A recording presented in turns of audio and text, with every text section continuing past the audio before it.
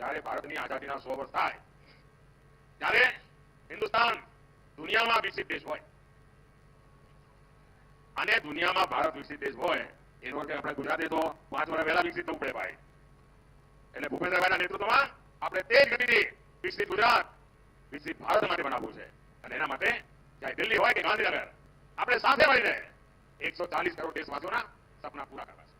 પણ એના માટે તમારે મોદીને કાંઈ મજબૂત કરવો જ પડ્યો. ખરું કે નહીં? પેલી દીકરી ફોટો લઈને બેઠા બેઠા થાકી જાય. મેં જોઈ લીધો. હા શાબાશ, શાંતિથી સાંભળ બેટા, આપણા ઘરની વાત છે.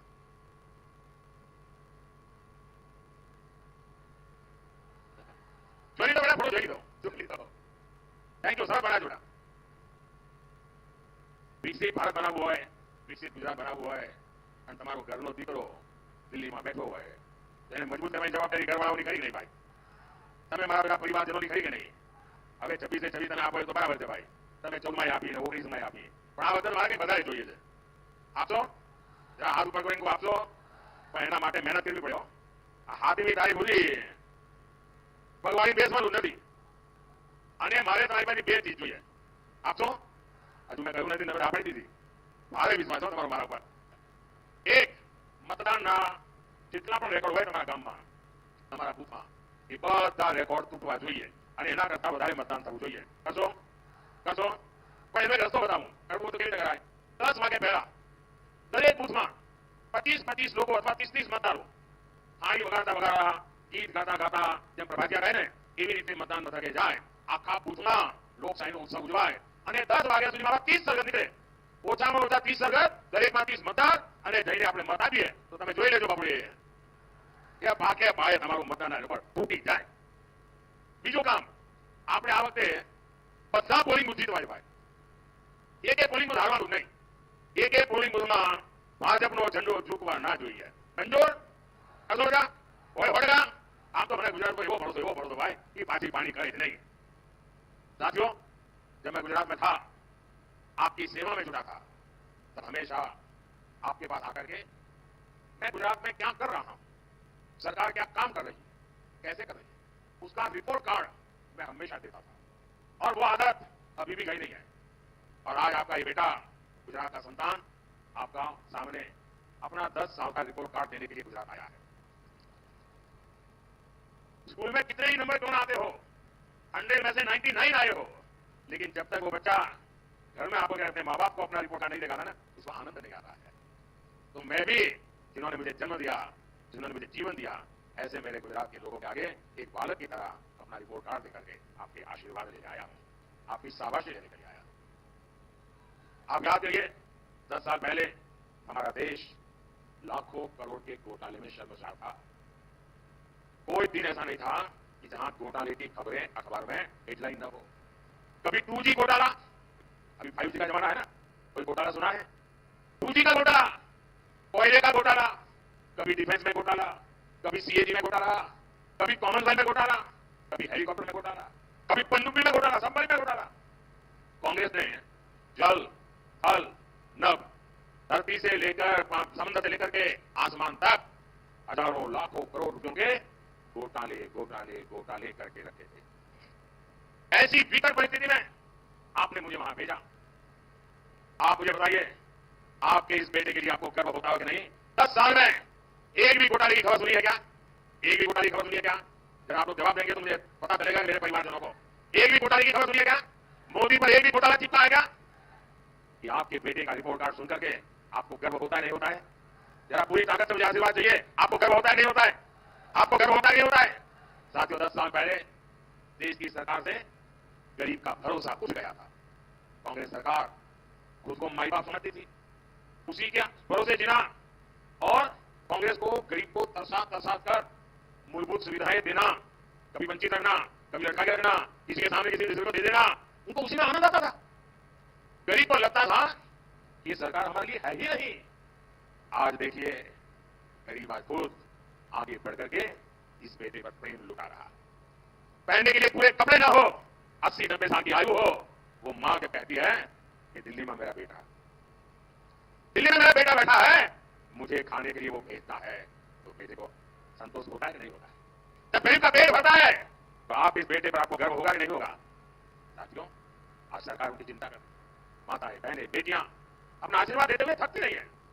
आपको हमेशा हमेशा गर्व होगा आपके बेटे के इस काम पर।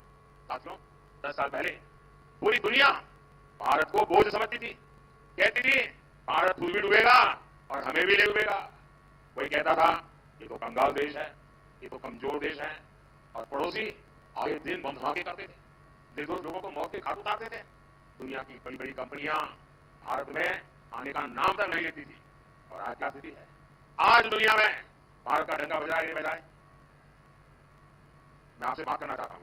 मैं जानता हूं मैं हिंदी बोल रहा हूं, मुझे गुजराती बोलना चाहिए, लेकिन ये टीवी वाले चाहते हैं कि कुछ हमारी रोजी रोटी का भी ख्याल रखो। आप मुझे बताइए साथियों, आज दुनिया में हिंदुस्तान का डंका बज रहा है कि नहीं बज रहा है? हिंदुस्तान का डंका बज रहा है कि नहीं बज रहा है? अमेरिका में हिंदुस्तान का डंका बज रहा है कि नहीं बज रहा है? यूरोप में हिंदुस्तान का डंका बज रहा है कि नहीं बज रहा है? ऑस्ट्रेलिया में हिंदुस्तान का डंका बज रहा है कि नहीं बज रहा है? जापान में हिंदुस्तान का डंका बज रहा है कि नहीं बज रहा है? किसके कारण? किसके कारण? किसके कारण? किसके कारण? किसके कारण? ये मोदी के कारण नहीं है, ये आपके वोट के कारण है। ये आपके वोट की ताकत है कि आज मोदी वहां बैठा है और दुनिया में हिंदुस्तान का डंका बज रहा है। आज बड़ी बड़ी कंपनियां भारत में आने के लिए उनके बीच में होड़ मची हुई है, स्पर्धा चल रही है। भारत आज आत्मनिर्भर बन रहा है। भारत आज आतंकवादियों को भेजने वाले लोगों को पता है अब भारत घर में आकर के दूसरे मारता है। और मैं मानता हुआ गुजराती को गर्व होता होगा। साथियों, 10 साल पहले भारत दुनिया की 11 नंबर की अर्थव्यवस्था थी। दुनिया में हमारा नंबर 11 था। दुनिया भी सोचती थी कि जैसे जैसे भारत की गाड़ी चल रही है, इससे ज्यादा अच्छा ये देश खरीद नहीं सकता है, हो सकता है वो और बढ़ जाएगा। लेकिन 10 साल पहले आपने अपने बेटे को बिठाया और 10 साल के भीतर भीतर भारत छलांग लगाकर दुनिया की 5 नंबर की अर्थव्यवस्था बन गया। पूरी दुनिया चौंक गई। कोरोना के समय जब बड़े बड़े देशों की अर्थव्यवस्था हिल गई, एक अकेला भारत था जो मजबूती से डटा हुआ था। आपको ये बातें सुनकर के गर्व होता होगा कि देश ने एक चाय वाले को, एक गुजराती बेटे को बिठाकर अच्छा काम किया है। साथियों, हाल की फ्रांस में कांग्रेस ने देश को, समाज को बांटने का अभियान तेज कर दिया है। अयोध्या में 500 साल के बाद, 500 साल के बाद हमारे पूर्वजों की आत्मा जहां भी हो गया हमें आशीर्वाद देती होगी। आप मुझे बताइए, देश आजाद होने के दूसरे दिन राम मंदिर का काम होना चाहिए था, नहीं होना चाहिए था? ये कांग्रेस वालों ने वोट बैंक की खातर लटकाए रखा, रोड़े हटाए, उसके खिलाफ खेल खेले। अयोध्या में 500 साल के इंतजार के बाद भव्य राम मंदिर बना। आपको अपने बेटे पर भरोसा है ना? भरोसा है ना? जो कहेगा वो करता है ना? 500 साल का इंतजार खत्म हो गया साथियों। लेकिन कहां देखिए, राम मंदिर के ट्रस्टियों ने घर जाकर के कांग्रेस के लोगों को निमंत्रण दिया कि आप भी आइए प्राण प्रतिष्ठा में, आपकी पुरानी सारी गलतियां माफ कर देते हैं, आइए हम बुलाते हैं। लेकिन कांग्रेस और उसके चेलों को, चट्टे बट्टे को ये निमंत्रण मंजूर नहीं था। उन्होंने निमंत्रण को ठुकरा दिया। ठुकरा दिया भाई बहनों, राम मंदिर का निमंत्रण ठुकरा देना इतना ऊंची तरह समझ नहीं पाता। अब कांग्रेस ने हिंदुओं की आस्था में भी भेद करने का दुस्साहस शुरू किया। कांग्रेस के अध्यक्ष श्रीमान मल्लिकार्जुन खड़गे जी, उन्होंने एक गंभीर विषय छेड़ा और उन्होंने कहा है भगवान राम और भगवान शिव, उसके समय में बड़ा खतरनाक बयान दिया है। और वे बदलाव से दिया गया हुआ स्टेटमेंट है, हिंदू समाज को बांटने के लिए खेल खेला गया है। उनको राम भक्तों को और शिव भक्तों में भेद देखते हैं, भेद करते हैं और भेद करके लड़ाना चाहते हैं। हजारों हजारों साल से चली आ रही हमारी महान परंपरा, राम हो, कृष्ण हो, शिव हो, अरे मुगल भी इसे तोड़ नहीं पाए थे मल्लिकार्जुन जी। अब कांग्रेस तोड़ना चाहती है। दूसरी करने के लिए कांग्रेस और कितना नीचे जाएगी। और कांग्रेस के सुन ले, जो राम को खत्म करने के लिए निकला था उसका क्या हुआ था? कांग्रेस आजाद ने महीने भर पहले कह दिया था कि मैं इस देश में शक्ति का विनाश करके रहूंगा। ये शक्ति स्वरूप मेरी माता कहने बैठी है। हम शक्ति के उपासक है। कोई अंबा की उपासना करता है, कोई चामुंडेश्वरी की करता है, कोई चोटी लाके पगडंडी पर जाकर के ऊपर जाकर के मां चामुंडेश्वरी का, कभी दुर्गा का, काली का, लक्ष्मी का, सब मिलेगा शक्ति की उपासना करते हैं। और शाहजहां ने कह दिया था कि मैं शक्ति का विनाश करूंगा। और जो शक्ति की उपासना करने वाले लोग हैं, क्या वो शक्ति का विनाश करने वालों को कभी स्वीकार कर सकते हैं? जो शिव और राम और रानी की बात करते हैं वो कभी स्वीकार कर सकते हैं? तो वो लोग हैं जिन्होंने श्री जी के सामने कमल पूजा करके अपने सिर खड़े कर दिए। ये क्या कर रहे हो साथियों? कांग्रेस के साथ है रंग देने वाली पार्टी है। देश को आजादी दिलानी थी लेकिन उन्होंने बंटवारा कर दिया। देश का विकास करना था लेकिन जो था वो भी लूट लिया। गरीबों का पैसा गरीबों को जाना था लेकिन कांग्रेस की जेब में पहुंचा। अब एससी एसटी ओबीसी का आरक्षण हमारे दलित, हमारे आदिवासी, हमारे पश्चिम के भाई बहन, उनको जो आरक्षण मिला है, जो बाबा साहब अम्बेडकर ने दिया है, जो भारतीय संविधान ने दिया है, ये आरक्षण भी आप एससी एसटी ओबीसी से लेकर के धर्म के आधार पर मुसलमानों को डिलीवर करना चाहते हैं।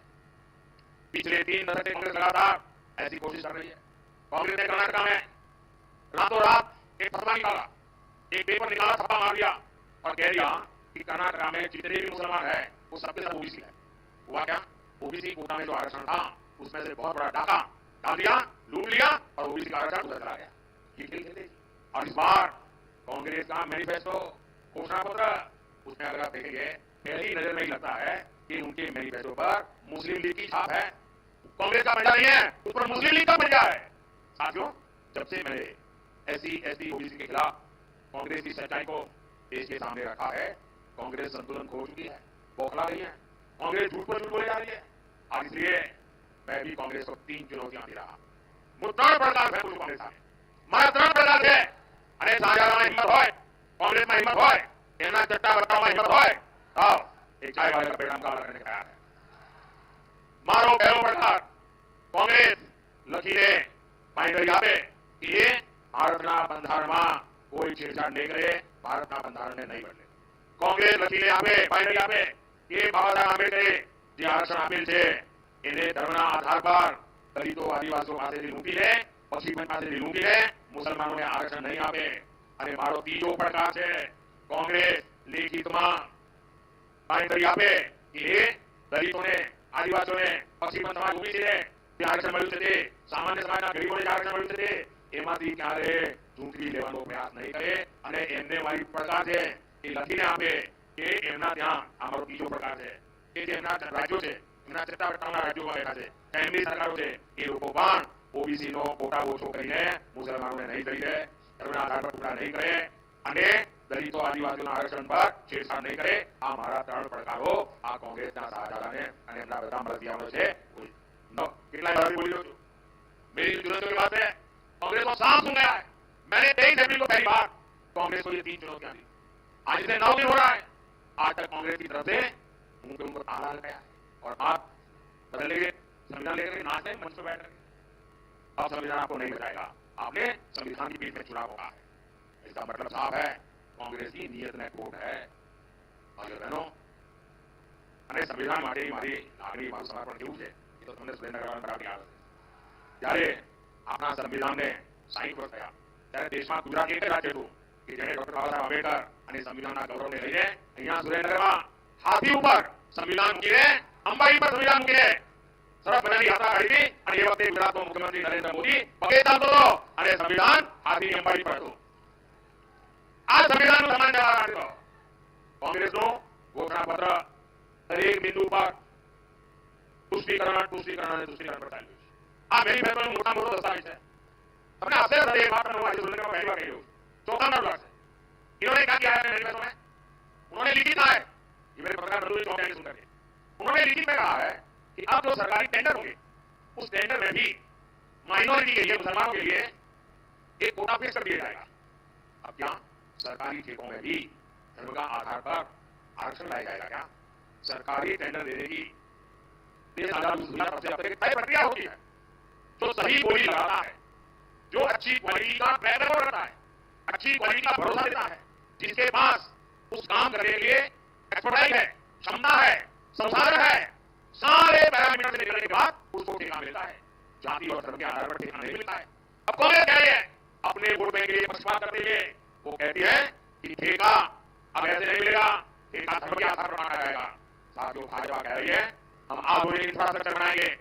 कांग्रेस की चली तो इसके टेंडर भी धर्म के आधार पर मांगेगी। ये हाईवे एक्सप्रेस वे बन रहे हैं वो भी क्या धर्म के आधार पर बनाए जाएंगे? देश की सेना के लिए हम मेड इंडिया अस्त्र शस्त्र बना रहे हैं, बारूद बना करके सरकार को बेच सकते हैं। क्या धर्म के आधार पर अब किसी धर्म के को कहेंगे तुम बारूद बनाओ हमारी सेना के लिए कि योगी व्यक्ति को देंगे? कोई धर्म के आधार पर, जाति के आधार पर, योग के आधार पर नहीं। अब कांग्रेस की सर देखिए, चुनाव जीतने के लिए, सत्ता पाने के लिए ये देश को तबाह करने में लगे हैं। हर सेक्टर में ये देश को बांधने का ये मुस्लिम लीग प्लान देश को मंजूर नहीं है। और कांग्रेस लिख के रखे, जब तक मोदी जिंदा है, मोदी जिंदा है, तब तक आप देश का ऐसा बंटवारा नहीं कर पाओगे। आपने तो कह दिए क्या करना, खेल खिलाड़ी ना घोड़ा सवार होगा। भाई बहनों, संविधान की बात में मारू पेमेंट करने पर आने मैं यहाँ जब बढ़ने लगे साइन करने आया ना, अभी दिल्ली में हूँ, हमें बच्चों से शायद धूमधाम से वो संविधान की बच्चों से घाट पर करना वालों आया संविधान में क्या करवाई लोगों को देखें इन्हें पुलिस पढ़ो आगे काम सुले सुले बोले बोले चीजें आज नतीजे ताजी में पढ़ना आना थी ये मार पड़ो संविधान की मर्यादा, संविधान का सम्मान, संविधान के राष्ट्र के अंदर डालो की इन्हें को ज्ञान चाहिए आपने हमारे देश में ठिकाना डालना पड़ता है। भाई बहनों, आज देश धीरे धीरे प्रगति कर रहा है और आज फर्स्ट टाइम वोटर्स है इनने पर जो है प्रधानमंत्री बने वाले लोगों 8 बना 10 बना बना ये बने कई बने बेटी सुधार हमारे फर्स्ट टाइम वोटर होने के बाद से तो गूगल गुरु वाला विद्यार्थी हो तो तब गूगल गुरु शिक्षक हो जरा गूगल पर देने बेटा बात देश में अंदर सामान ले लो इन बच्चों को याद कर दो आपके बेटे देश में ले जाओ हमारा मेरा बनाने बता उसे तुम्हारा पहलू वोट देश में आगे हो रही है, देश में भविष्य में आगे हो रही है। भाई बहनों, रात को कोई भावना हो है खूब की मात्रा और जो विस्तार एना बड़ा काम है ऊपर लगे हुए हैं शेयरिंग करते दुनिया में 4-5 देशों में से ये मोटू काम है हमारा पड़ोस में आगे भाइयों तुम्हारा आगे तो जाएगा इंटरनेशनल एयरपोर्ट तुम्हारा तो घराने बढ़े हुए भाई तुम्हारा तो जाएगा। अब ये कि मेल में मानो से अरे मैंने गवर्नमेंट बोल दिया सुविधा है अपना नरेंद्र भाई पीएम सूर्यघर में हमारी योजना है તમારું ઘરનું વીજળીનું બિલ 0 મફત કાના માતા વગરનું મફત સૂર્યઘર યોજનાથી 16 ટકા લાગશે તમે વીજળી પેદા કરશો એટલું નહીં જે વધારાની વીજળી છે એ સરકાર પોતે ખરીદી લે છે એટલે તમારા ઘરમાં વીજળી તમે આજે બિલ આપો છો ને હવે તમે વીજળી વેચીને કમાણી કરી શકશો આ તમારા નરેન્દ્રભાઈ આપવાના છે એટલું નહીં આજે તમે ગાડીઓ ચલાવો છો ને પેટ્રોલ ડીઝલનો ખર્ચો કરો છો ત્યારે એ પણ મારે 0 કરી દેવાનું મફતમાં મારી પેટ્રોલ ડીઝલની ગાડીઓ તમારી ચાલે મફતમાં મફત કાના માતા વગરનું અને એનો ઉપાય એવો જે સોલાર એનર્જી લાગશે ઇલેક્ટ્રિક વ્હીકલ આવવાનો જમાનો પેટ્રોલ કે વ્હીકલ જતા રહે તમારા ઘરમાં જ તમે રાત્રે સ્કૂટી હોય સ્કૂટર હોય ગાડી હોય રાત્રે ચાર્જ કરી દેવાની સોલાર એનર્જી દિવસ ભરી પડી હોય અને બપોરી ચલાય અમદાવાદ આટો લઈને આવે 1 રૂપિયા ખર્ચો નહીં બોલો લેર દે નહીં હે એ આમાં આડા દે નહીં આ તમારો નરેન્દ્રભાઈ 5 આંગળી દિમાગ રહે નહીં અને એટલા માટે મારે બધા પોલીસ જીતવા છે બાપો અને અમારા જે ઉમેદવારો છે આ ચૂંટણીમાં એ અમારા સુરેન્દ્રના ભાઈ શ્રી ચંદુભાઈ શિવા हमारा निवेड़ा कार्यकर्ता हमारा डॉक्टर साहब ने पुराने छुट्टी लाई गए वक्त ये तो रात को जीवन दे दी पुराने देखियो कल से मित्र हो गए चप्पल दे दिया गया था तो डॉक्टर दिया जाता है मांगरी लोग समाज दिया गया था અને હવે हमारा चंदू भाई આપણા ઉમેદવાર બન્યા છે ભાવનગરમાં हमारा નીમુબેન ભાવડિયા ભારે બહુમતી આપ એમને જીતાડો બધા પુષ્પા જીતાડો हमारा ભારતીય જીવનના કામનું પાકો પાડવું પડ્યું છે અને ભાવનગરમાં हमारा નીમાબેન આગળ વધારશે આપણે બધા જીતવા છે અને જીતીને બતાવો તો ભારત માતા की भारत माता की बहुत बहुत धन्यवाद।